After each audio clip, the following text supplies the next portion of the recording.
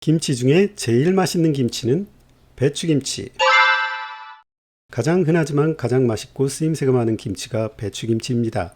아무 반찬이 없어도 김치냉장고에 맛있는 배추김치만 가득하다면 이것저것 해먹을 수 있는 요리는 수십 가지가 되니까요. 그래서 저의 마당 텃밭에서는 항상 배추가 자라고 있습니다.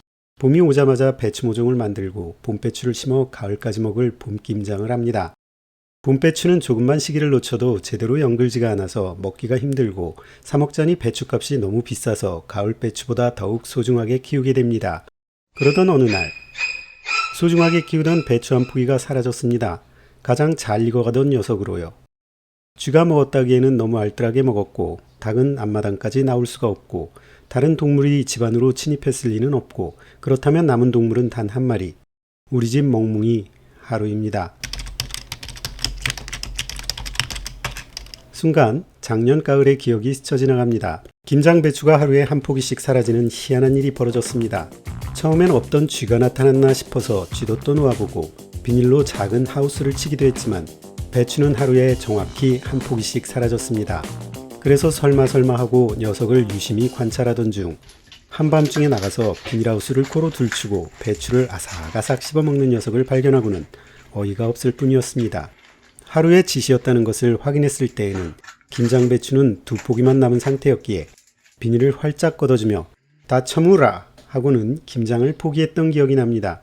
그런데 올봄에 심은 배추가 속이 들어차기 시작하자 녀석의 못된 버릇이 다시 시작된 것입니다. 배추 한 포기를 또 아작을 냈네. 이대로 두고 볼 수는 없습니다. 녀석을 감옥에 보내야겠습니다. 재범인이 선처는 없습니다. 무조건 실형입니다. 일단 재판 결과는 속전속결로 10일 구금형입니다. 감옥에 가니 머리부터 깎아야겠죠. 감옥 갈 때 머리를 깎아야 하는지는 안 가봐서 모르겠지만 이 정도 장발이면 일단 깎아봅니다. 수갑을 차고 독방에서 반경 5m 구금형입니다. 이제 배추는 안전합니다.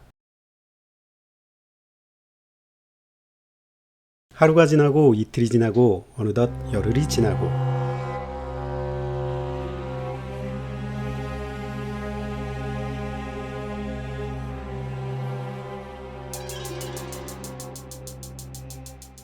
배추도 속이 어느 정도 들어차서 드디어 봄김장을 담궜습니다.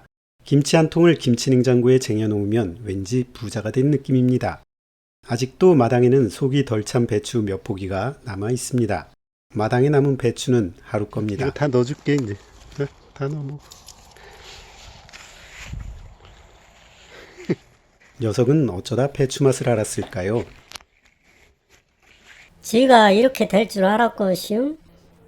김장하는데 자꾸 알짱거리길래 니도 묵을래? 하면서 하나 줬더니 진짜로 물고 가더라고요. 우습기도 하고 재미도 있걸래 자꾸 줬어요.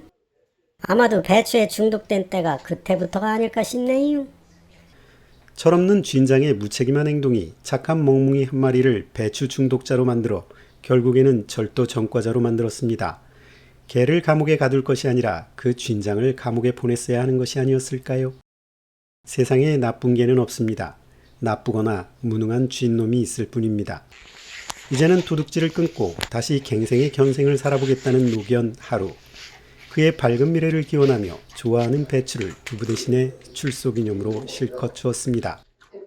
배추 많이 먹고 건강하그래.